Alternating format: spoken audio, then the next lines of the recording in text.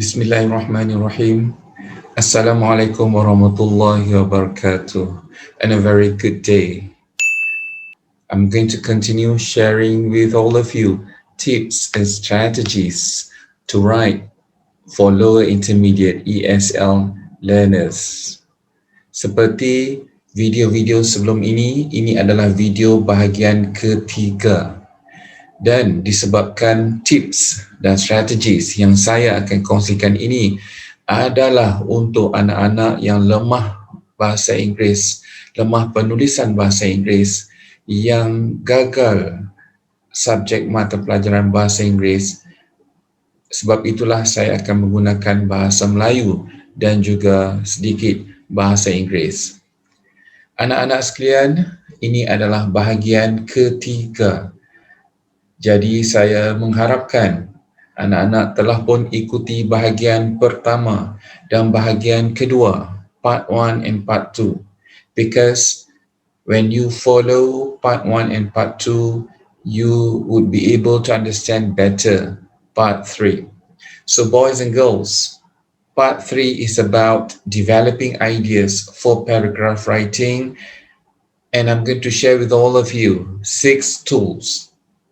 Untuk pengetahuan anak-anak sekalian, bahagian ketiga ini saya akan kongsikan 6 tips bagaimana hendak kembangkan idea dalam sesuatu perenggan. Dan bahagian ketiga ini juga akan saya cuba atasi masalah yang anak-anak yang lemah penulisan bahasa Inggeris hadapi, iaitu mereka sering merungut, mengatakan mereka tidak tahu nak tulis apa ketika dalam peperiksaan. Jadi kita teruskan. Di sini tertera the tools to develop ideas. Develop ideas bermaksud nak kembangkan idea, nak hurai idea. Dan the first tip, boys and girls, you can write about anything relevant. Tulislah apa sahaja yang terlintas di kepala anda, asalkan dia relevant. Relevant atau berkaitan dengan kehendak soalan. Semestinya lah, bukan tulis apa sahaja tetapi keluar tajuk atau tidak memenuhi kehendak soalan. Itu memang kita tidak mahu. Yang kedua, the tip is to use creativity, use logic. And the third one, you can write about fictitious characters or places, events or ideas. Apa yang dimaksudkan dengan fictitious? Fictitious bermaksud rekaan. Saya akan beri contoh kemudian. Yang keempat, develop idea 1 before you develop idea 2. Bermaksud anda harus terangkan, anda harus cuba huraikan sebanyak mungkin tentang idea pertama sebelum anda teruskan menulis tentang idea seterusnya ataupun idea yang kedua. Tip yang kelima, anak-anak sekalian, repeat ideas. You can also repeat the verbs, kata kerja, or you can repeat the nouns. Jangan bimbang, saya akan tunjuk contoh nanti. Dan yang terakhir, cara untuk hurai idea ataupun kembangkan idea dalam perenggan anda. You should give examples, maybe 3 to 6 examples. Sekali lagi saya tegaskan, ini adalah kaedah-kaedah yang mudah untuk anak-anak yang lemah penulisan dalam bahasa Inggeris, yang menghadapi masalah kritikal apabila hendak menulis perenggan, apabila hendak menghuraikan perenggan sehingga mencapai 50 ke 70 patah perkataan. Jadi kita akan lihat contoh perenggan yang pertama di sini. Okay, my best friend was very rich. Jadi yang nak dihuraikan di sini adalah idea mengenai my best friend, rakan karib Saya yang kaya. My best friend was very rich. His father had 20 cars and a helicopter. Ini contoh uh, tip number 3, fictitious character. Mungkin secara realiti anda tidak mempunyai mana-mana kawan yang kaya raya, tetapi wujudkan karakter atau watak rekaan, fictitious character. And when you write about his father had 20 cars, is it relevant? Adakah relevan? Adakah berkaitan dengan isi utama iaitu seorang kawan yang kaya? Semestinya ya. And a helicopter. Use your creativity, use your logic, because adakah salah jika kita katakan seorang kawan yang kaya, ayah dia mempunyai sebuah helikopter? Adakah salah? Semestinya jawapannya tidak salah. My friend went to school in a new BMW. He brought 100 ringgit to school every day. It was his pocket money. His father would give him 1,000 ringgit every month. Jadi ini adalah contoh-contoh bagi tip pertama. Tip yang kedua, anda menggunakan kreativiti, anda menggunakan logik. Sememangnya logik. Orang kaya mampu bawa 100 ringgit ke sekolah setiap hari sebagai pocket money. Orang kaya mampu mendapat allowance 1,000 ringgit sebulan. Dan kalau anak-anak perasan, yang baru dibaca tadi adalah berwarna pink dan sengaja diwarnakan kerana untuk membezakan idea seterusnya berwarna biru. Dan ini adalah contoh salah satu tip yang saya sebut tadi. You explain about the first idea, terang dahulu, kemudian sambung dengan idea yang kedua. Dan idea yang kedua adalah mengenai rumah. Rumah my best friend who was very rich. His house was very big. The house had 20 rooms. There was a swimming pool. The swimming pool was behind the house. Mungkin anda boleh teruskan tulis mengenai dapur, mengenai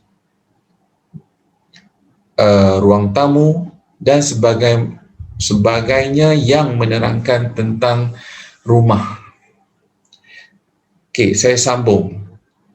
My friend and I like to relax ourselves beside the pool. We love to swim in the pool. We swam on Sunday. So, bahagian terakhir perenggan ini yang berwarna hijau menerangkan idea yang berikut, iaitu aktiviti swimming. Bila berenang, Sunday. Dan seterusnya. Jadi, perenggan ini menggunakan perkataan-perkataan yang mudah, vocabulary-nya simple, yang saya yakin anak-anak yang lemah bahasa Inggeris, anak-anak yang kadang-kadang gagal subjek bahasa Inggeris ataupun yang kadang-kadang hanya tulis sedikit saja untuk esei, saya yakin perkataan yang terdapat dalam perenggan ini anda semua faham.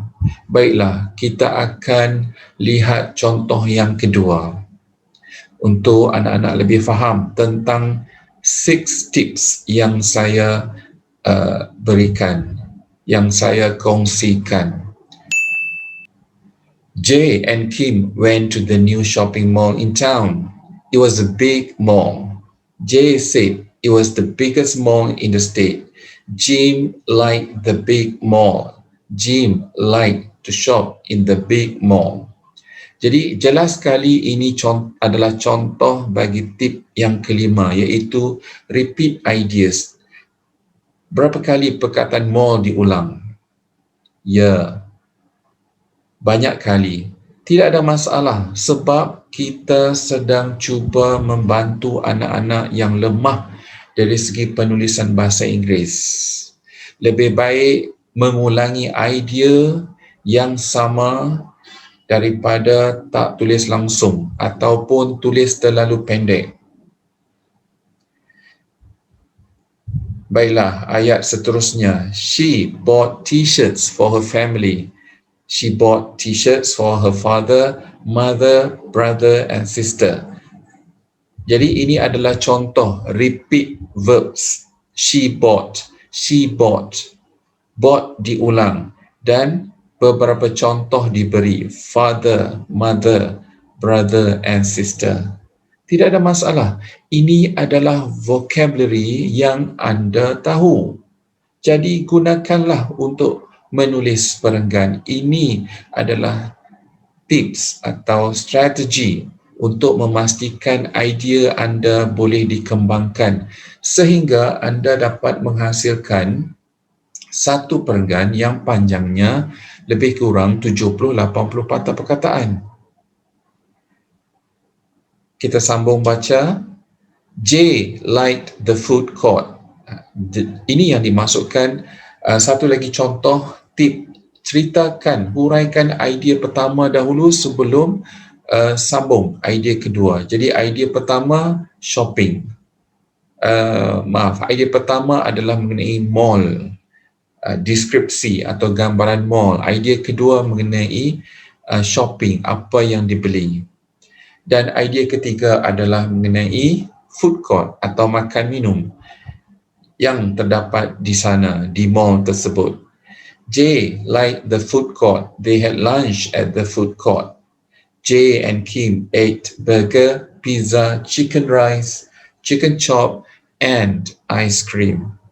Beri contoh supaya anda dapat memenuhi jumlah patah perkataan iaitu 70 hingga 80 patah perkataan bagi setiap perenggan dengan cepat. Jadi berdasarkan contoh pertama dan contoh kedua, saya harap sangat anak-anak sekalian dapat memahami 6 tips ataupun 6 teknik untuk menghurai, menulis sesuatu idea dalam perenggan. Seterusnya kita akan lihat beberapa perenggan dan saya kaitkan perenggan-perenggan berkenaan dengan soalan SPM 2019. Kita baca soalan dahulu. Write about the day you first met your best friend. Describe where you were. Soalan ini memerlukan calon menceritakan the day, hari yang anda berjumpa pertama kali dengan rakan baik anda. Describe where you were, di manakah anda berada. Itu kehendak soalan yang pertama. And how you began talking to each other. Yang kedua, how you began talking, bagaimana anda dan rakan anda mula berbual.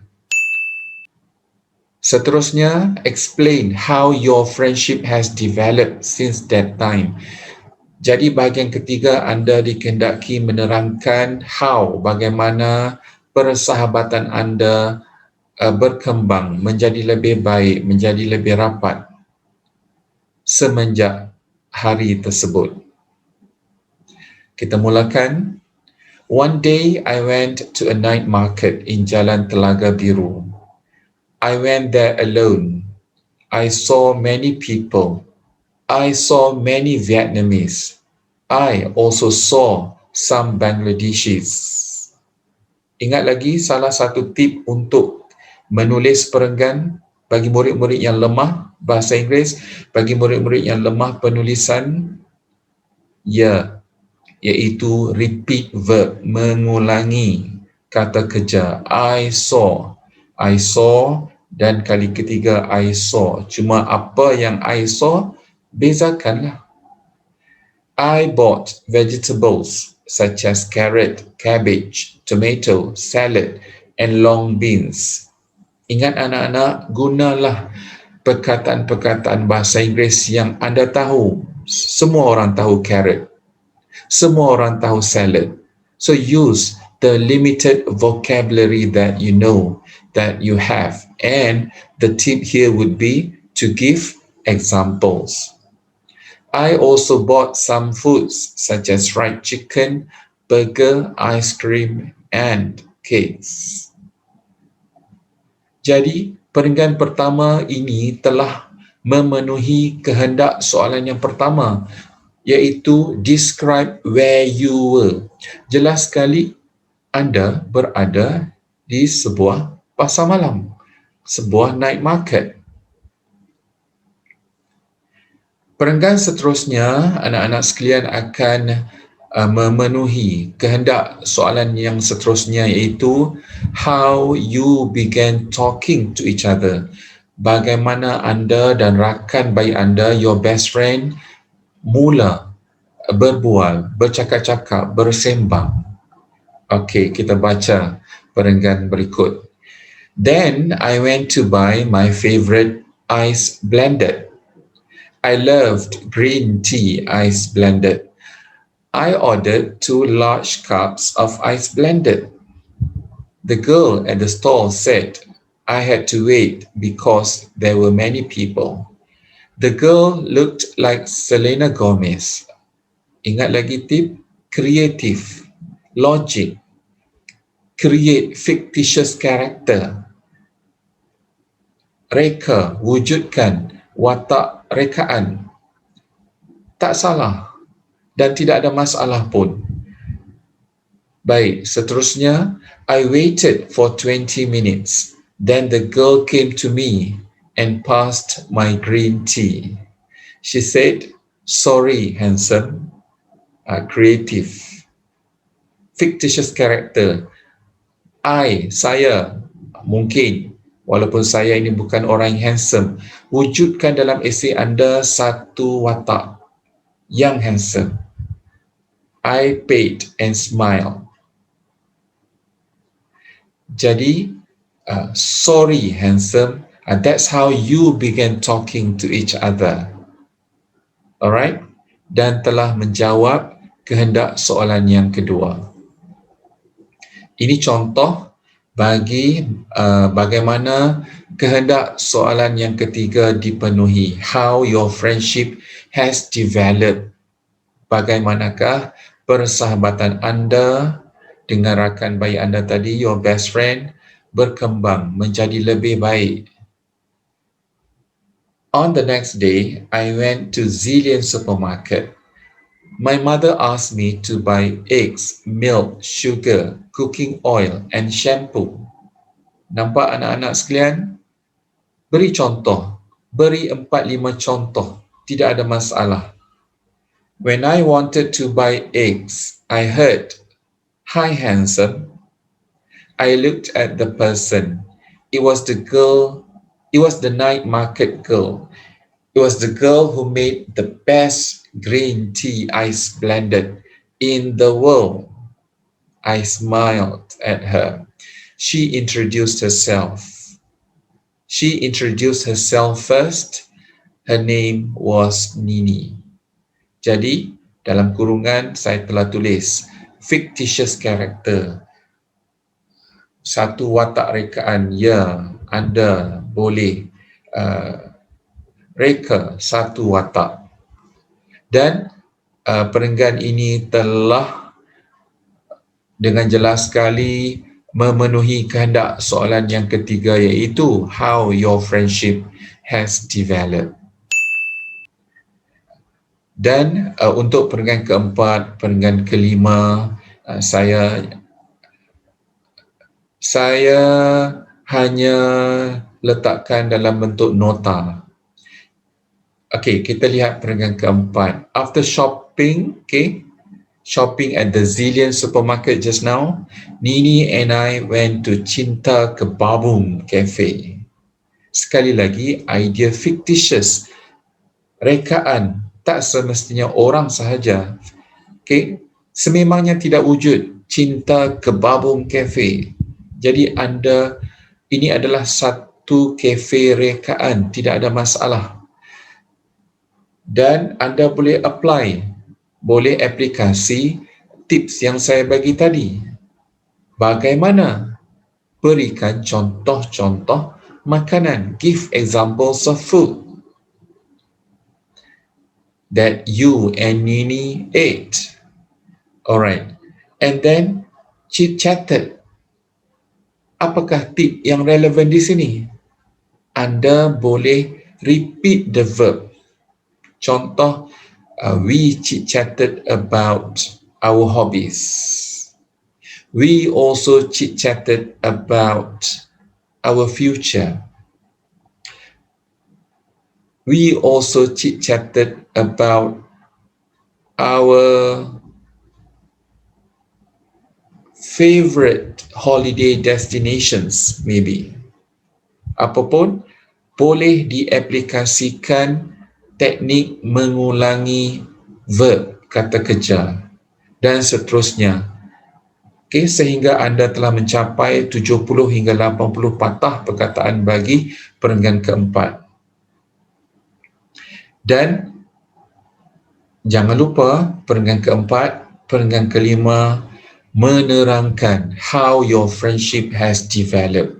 Bermaksud idea yang dikemukakan, idea yang ditulis harus menunjukkan bahawa persahabatan anda dan rakan anda terus mekar, terus menjadi lebih baik. Anda dan rakan baik anda itu menjadi lebih rapat. Okey, kita lihat perenggan kelima.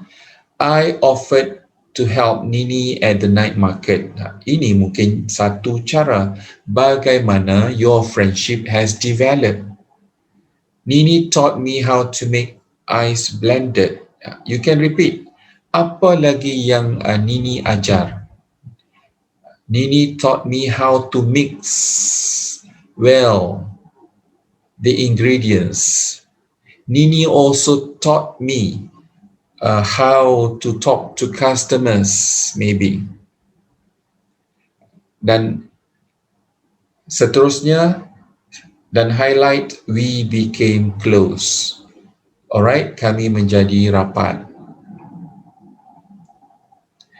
Jadi untuk penutup, anak-anak sekalian, yakinlah bahawa masalah yang sesetengah calon SPM sebut, iaitu mereka tak tahu nak tulis apa, masalah itu sebenarnya boleh diatasi kerana there are always ways to develop ideas. Dan apakah cara-caranya, kaedahnya, apakah tips atau strategies yang boleh diaplikasi? Kita ulang kaji.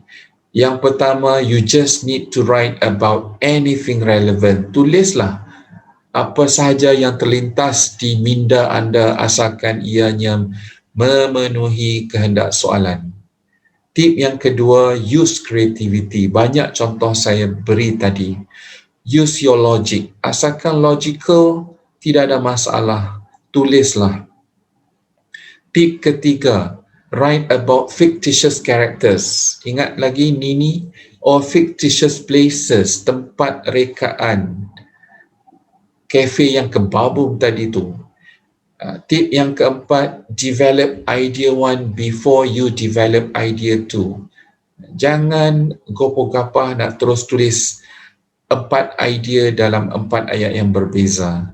Kembangkan. Tip 4 ini menekankan kepentingan untuk anda kembangkan dahulu sesuatu idea sebelum anda teruskan dengan idea berikutnya.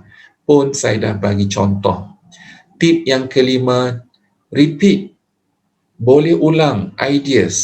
Ingat lagi contoh mall tadi? Diulang beberapa kali. The mall is beautiful. The mall is big. The mall is new. Memang ayat itu simple. Memang idea itu mudah, simple. Tetapi idea-idea simple inilah yang akan membantu anda mencapai 70 hingga 80 patah perkataan dalam setiap perenggan. Tip number 6 iaitu give examples. Ya, banyak contoh. You can give examples about vegetables, remember, salad, carrot. You can give examples about what you buy. You buy for your father, mother, brother, and grandfather. Apa-apa pun anak-anak sekalian, you need to practice because practice always makes perfect. Dan jika anda mahu bahan untuk bahagian ketiga ini, sila ke blog saya. Anda boleh download, type sahaja nama saya Zanurin, akan terpaparlah uh, banyak item, dan item pertama adalah blog saya. Jadi anda boleh pergi dan download bahan-bahan bagi bahagian ketiga ini. Jangan lupa untuk ikuti part 4, part 5, part 6 and the other parts, kerana saya akan terus cuba kongsikan tips dan strategies yang sememangnya akan dapat membantu anak-anak yang lemah dalam penulisan bahasa Inggeris, akan dapat membantu insya-Allah anak-anak yang gagal dalam subjek bahasa Inggeris. Okey, apabila anda berjaya menulis esei, terutamanya continuous writing, insya-Allah yang gagal boleh lulus. Yakinlah. Yes, you can. So see you again in the next part. Thank you.